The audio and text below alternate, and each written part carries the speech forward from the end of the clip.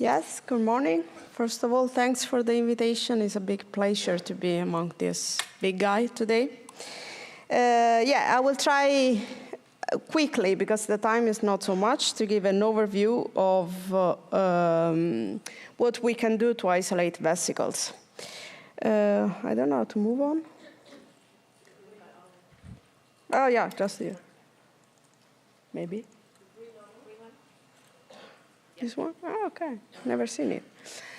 Okay, so a concept that has been expressed many times already, but I'm sure you will listen again and again about this, that we like to make our life complicated because extracellular vesicles are complex, so difficult to work with them, but we are doing a lot. You already saw this picture, beautiful picture about what we know so far. We know a lot since I started to work with extracellular vesicles. That actually is not so long time ago. I started in 2010. But I can tell you that, I mean, we did, or they did a lot. So now we know all these things. At that time, we just know exosome, microvesicles, apoptotic bodies. But the point is, as said already many, many times, unfortunately, we cannot isolate these vesicles yet, based on their biogenesis. What we can do is to try to look at the physical characteristic or biophysical characteristic of these vesicles. And this is what I'm going to try to show you today. This is a cartoon. But the reality is this. This is a cryo-electron microscopy of human ejaculate. You can easily see the sperm tail here. But the reality is this, that this is what we have in the biofluids. And I can guess that all of you agree that this is a mess, and we have to work with this. So, as I said already many times, we work in this context. So a lot of many things in the biofluid, and we have to dissect them and see if we are able to isolate vesicles, separating them from other things that we have in the biofluids. So the first message that I want to give you is that the EV preparation protocol is not a one-size-fits-all solution, unfortunately. It depends on the characteristic of your EV source. It depends if you are interested about EV subpopulation, maybe not, maybe yes, and also on the aim of your study. So, another important concept is that since our life is difficult, we also have to accept that EV isolation is always a compromise. So this is a picture that I got from an interesting review from Ann Hendricks, published in Nature Reviews Method Primers. And basically, we have to choose our battles in few words. So, sometimes, again, depending on the aim of your project, on your idea, you just want to reduce the volume, the liquids of what you have, but you will be happy to keep everything that is there. Or maybe you want to reduce the volume, but also the other material that, in a bad way, we call contaminants, because they are not vesicles, but contaminants sounds really bad. Actually, it's not. Or it can be that we want to have a single EV subpopulation. So we want to try to isolate all those populations that I showed you in one of the first slides. It's obvious to know that in this sense we increase the specificity, but we also reduce the efficiency. I don't know what happened there. Anyway. We have several methods to try to do this. One of them is differential centrifugation. I'm sure that you know about this, but I will go a little bit more into details. Density gradient, size exclusion chromatography, filtration, and immunoaffinity capturing. Differential centrifugation, I guess that all of you know, but it's based on the size of vesicles. And again, since there is a huge overlap between the different EV subpopulation, we have to be careful, but it's very well used. So increasing the speed and the force and the timing, you will get always vesicles that are smaller and smaller. I don't know why it's going in this way. Anyway, the good point is that we can start from large volume. Basically, the limit is the tube that you can fit in the ultracentrifuge machine. And it will give you the possibility to concentrate the sample in a proper way. The problem is that, I didn't put all this animation, but it's fine. You need the ultracentrifugation, you need the rotor, that I guess you know that they are expensive, and not all the labs have it. Since you concentrate the samples, at the same time, you also create aggregation. And at the same time, you also risk to have co-isolation with other soluble proteins. So in general, depends on the source of your samples, but the EV that you are going to isolate are quite dirty, we say. It's based on the separation, based on the size, but actually it's not perfect to separate vesicles depending on their size. Another way that I really like is to prepare the density gradient.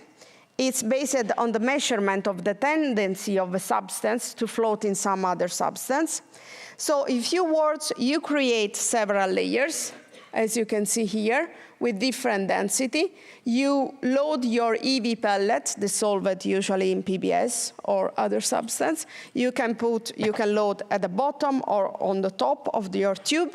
And then after quite long centrifugation, usually, your subpopulation of vesicles will be distributed between the layers.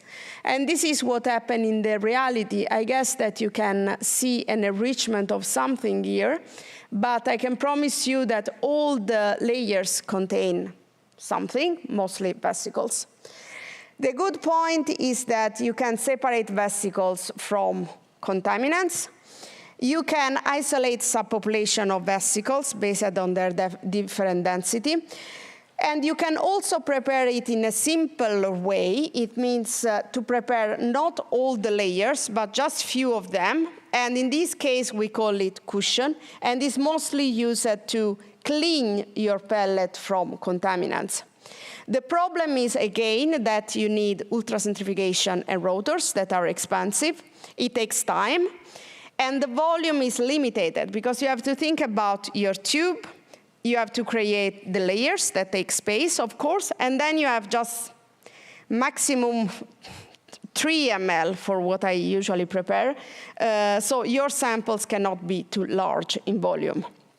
And keeping in mind that in this case you are just isolating the vesicles, then you suppose that you want to do something else. And the substance, the liquid where your vesicles will be, in this case in the density median, can have an effect on the further experiment. Size exclusion chromatography, again, is based on the isolation based on the size of vesicles. Basically, you have a matrix where your vesicles and other elements can flow through. And depending on the size, you will have first the large EV, and then the small EV, and then the protein contaminants. The good point is that it's mostly used to isolate vesicles from plasma, so you can eliminate, or you can clean your vesicles from the albumin, for example. You don't have the problem that you usually have with the density gradient, because in this case you can have PBS. So that is usually good to do other type of experiment. The problem is that it's not easy to isolate vesicles separated from other lipoproteins, for example, VLDL. You can prepare the columns by yourself, but it's not super, super easy. And your samples then will be really diluted. So keep in mind this. Another thing that we can do is to use the filtration. It's based on the use of some molecular weight cutoff. And usually how you perform this filtration, just using centrifugation. I don't know why it doesn't like this picture, but the good point is that it's easy to use. It's faster compared to ultracentrifugation and density gradient. But the problem is that you can lose some vesicles that will be stuck to the membrane. And since you use a force, with centrifugation, of course, then we have the problem that eventually you can create the vesicles mechanically. Another very well used techniques is the affinity-based techniques. Is based on the interaction between proteins, mostly proteins that are on the EV membrane, and on their corresponding ligands, most of the time antibodies. It's good because it's fast, it's simple to use, and it has specificity if you know the marker that you are looking for on the vesicles, and this is a long discussion. The problem is that all of you, I guess, know that the ligands cost, the antibodies, for example, are quite expensive. You should be able to optimize some parameters, and it's quite well used to isolate vesicles from cell culture, so quite easy model, but it's more complicated when you want to use different sources of vesicles, for example, plasma. We have several of additional methods. I cannot go through all of them, also because I don't know all of them, to be honest, but I can tell you something. One of that is quite well used is the asymmetric flow field flow fractionation. Then we have the ion exchange-based techniques, the aptamers, the use of aptamers, and microfluid-based devices. You will know more about these microfluids, and there are also many, many others. So this asymmetric flow field flow fractionation, quite difficult name, so we call it AF4. Again, is based on the separation, looking at the size of vesicles. I'm not physics, so it's not easy for me. But for what I know, you have two plates separated by this permeable membrane at the bottom, and you have two forces, basic. The parabolic flow, in this sense, and the perpendicular cross flow. And thanks to these two forces, then you will have the separation of vesicles based on their sides.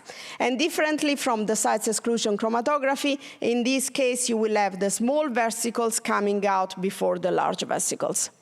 The good point is that you can exchange the buffer, so it's quite important, mostly if you think about therapeutic application. You can have a lot of information about your vesicles, for example, size, distribution, morphology, and aggregation. But again, similar to size exclusion chromatography, then your samples will be quite well diluted. And for what I know, it's quite okay to be used at a small amount or small volume, but a little bit more tricky when you have larger volume. Quickly, ion exchange-based techniques is another way to separate vesicles on some physical properties that they have. And in this case, we look at the charge membrane.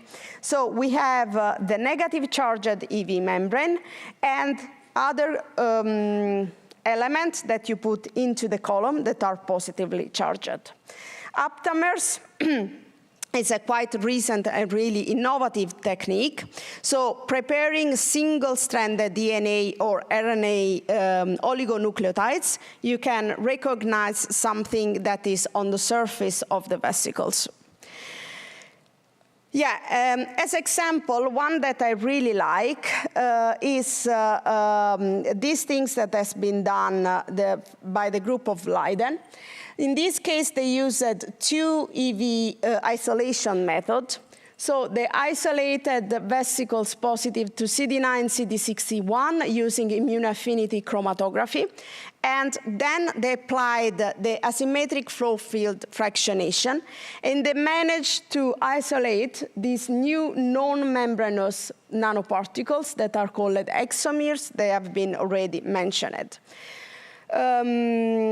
So why I'm saying this? Because until few years ago, it was impossible to think to isolate these small nanoparticles, non-membranous nanoparticles.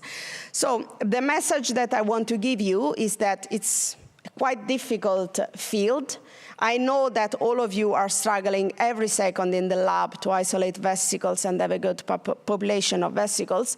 But all together, we are doing a lot of things, and the things are improving. The method that I described to you are valid for other sorts of vesicles as well, like plants or bacterial or tissue. But the point is that, unfortunately, you cannot just copy and paste the method that other people use it. As Clotilde said, you have to optimize the protocol depending on your source. Also, between two different cell lines, something can change. Again, mentioned a lot of time, but this is really important and really useful. Follow the MySafe guidelines, because they can really help you, because they summarize what other people did, and they really help you to follow the, probably not easier, but the best possible way to isolate vesicles.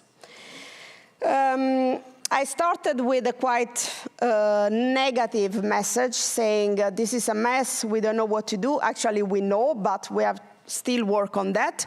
But I want to tell you that the situation is improving, and it will improve all the time thanks to your work.